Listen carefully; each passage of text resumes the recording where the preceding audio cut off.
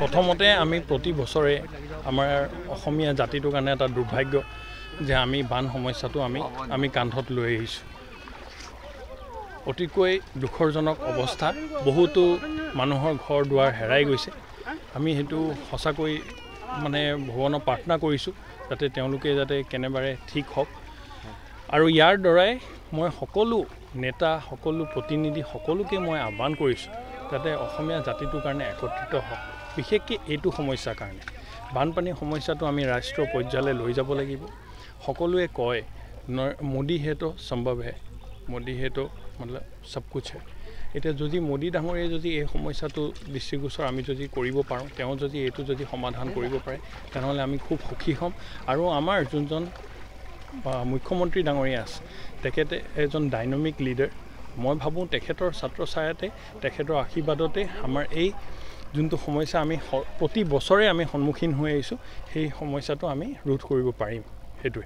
আৰু আজিৰ দিনটো আমাৰ প্ৰচেষ্টা এইটোৱে আছিলে যে এই বানপীড়িত ৰাইজৰ কাৰণে সামান্যভাৱে অকণমান যিখিনি আমি কৰিব পাৰোঁ, সেইখিনিয়ে আমি অকণমান কঠীয়া তেওঁলোকৰ কাৰণে তৈয়াৰ কৰিবলৈ বিচাৰিছোঁ। আমি ইয়াত কঠীয়া ছিটিয়াইছোঁ। আৰু দ্বিতীয়তে আজি আমাৰ ইয়াত আমাৰ জ্যেষ্ঠ কৰ্মী টুটুদাৰ ঘৰত আমি সকলোৱে মিলিজুলি নভুইটো আমি পালন কৰিবলৈ আমি আগবাঢ়ি আহিছোঁ।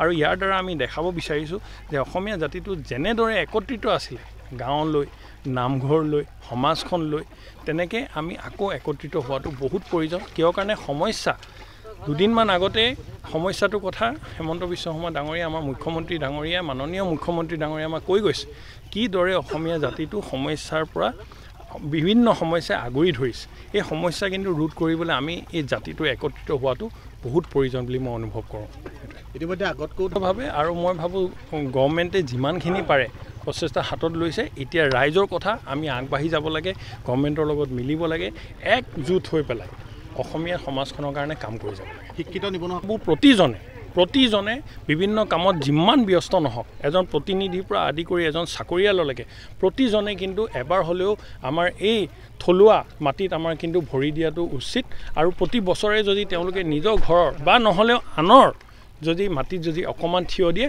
আপুনি চাব আমাৰ জাতি কেনেকৈ আগবাঢ়ে এই নভুই আৰু কঠীয়া পৰা যিটো কাৰ্যসূচী এই কাৰ্যসূচীটোত উপস্থিত হৈ ভাল লাগিছে বিশেষকৈ আজিৰ নতুন প্ৰজন্মৰ যিহেতু কৃষিৰ প্ৰতি চৰম অনীহাৰ সময়ত সকলোকে একত্ৰিত কৰি যুৱনেতা সুদৰ্শন হাজৰিকাই যিটো পদক্ষেপ হাতত লৈছে সেইটো সঁচাকৈ প্ৰশংসনীয় এই পদক্ষেপে অকণমান হ'লেও যুৱ প্ৰজন্মক উৎসাহিত কৰিব বুলি আশাবাদী কৃষি কৰিও যে স্বাৱলম্বী হ'ব পাৰি সেই কথাটো যুৱ প্ৰজন্মক বুজাই দিয়াৰ উদ্দেশ্যেৰে যুৱনেতা সুদৰ্শন হাজৰিকা আজি এই কাৰ্যসূচী হাতত লৈছে আৰু কঠীয়া পৰা যিটো কাৰ্যসূচী যিহেতু বৰ্তমান সময়ত বানৰ কবলত ককবকাই থকা বানাৰ্তক যদি অকণমান এই ক্ষেত্ৰত সহায় কৰি দিব পৰা হয় সেইটো খুব ভাল পদক্ষেপ হাতত লৈছে বুলি ভাবিছোঁ আৰু বিশেষকৈ গোটেই গাঁওখনৰ গাঁওবাসী ইয়াত একত্ৰিত হৈ আছে খুব ভাল লাগিছে এটা আনন্দময় পৰিৱেশ